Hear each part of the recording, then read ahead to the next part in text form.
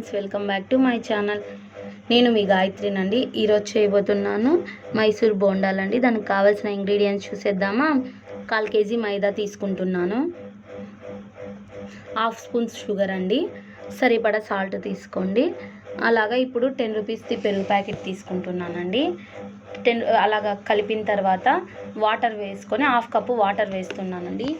పిండిని గట్టిగానే కలుపుకోవాలండి. గట్టిగా కలుపుకుంటేనే బోండాలు వేయడానికి అవుతుంది. నేను ఇది నైట్ కలిపి పెడుతున్నాను చూడండి. ఇది మార్నింగ్ వేసుకోవాలి, అప్పుడు వేసుకునే కాదు, లేదంటే నూనె చిట్లుతుందండి నూనె బోండాలు వేసినప్పుడు. అలాగా నేను చూపిస్తున్న విధంగా గట్టిగా కలిపి పెట్టండి, లేదంటే బోండాలు వేయడానికి రాదు. ఒకసారి గుర్తు పెట్టుకోండి. అది నేను చూపిస్తున్న విధంగా గట్టిగా కలుపుకోండి. నేను పిండి చూపిస్తున్నాను చూడు, అలా గట్టిగానే కలిపి పెట్టుకోవాలి. ఇది నైట్ కలిపి పెడుతున్నాను. మూత పెట్టి మూసిపెట్టి పెట్టండి నైట్. ఇప్పుడు మార్నింగ్ చూపిస్తున్నానండి. మార్నింగ్కి పిండి ఎంత బాగా ఉబ్బింది కదా. దాంట్లోకి ఇప్పుడు కావాల్సిన పదార్థాలు: కొద్దిగా కొత్తిమీర, కొద్దిగా కరివేపాకు, కొన్ని పచ్చిమిర్చి చిన్న చిన్నగా కట్ చేసుకొని వేసుకుందాము. దాంట్లోకి వంట సోడా వేసుకుందామండి. వంట సోడాలోకి 1 డ్రాప్ వాటర్ చాలండి. అలా వేసుకొని మనము దాంట్లోకి కలపాలండి. చూడు, నైట్ మనము ఎంత గట్టిగా కలిపి పెట్టాం కదా, ఇప్పుడు చూడండి పిండి ఎంత లూజ్గా అయ్యిందో. అలాగా మీరు గట్టిగా కలిపి పెట్టుకుంటేనే ఆ మిశ్రమంలోకి వస్తుంది, లేదంటే బోండాలు వేయడానికి రాదండి. ఇప్పుడు డీప్ ఫ్రైకి సరిపడా ఆయిల్ తీసుకుందామండి. అలాగా ఒక్కొక్క బోండాలు వేద్దాము.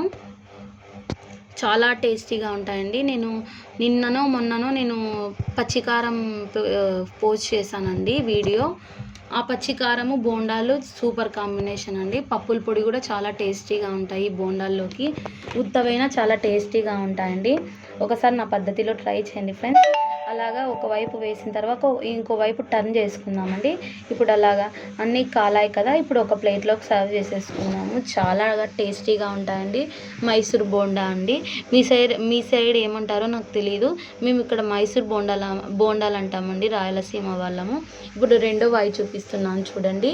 అలాగా డీప్ ఫ్రైకి సరిపడా ఆయిల్ తీసుకొని అలా వేసుకొని అలాగా 2 వైపులా కాల్చుకొని చూడండి ఎంత బాగున్నాయి కదా. క్రిస్పీగా లోపల మెత్తగా ఎంత బాగుంటాయి తెలుసా అండి.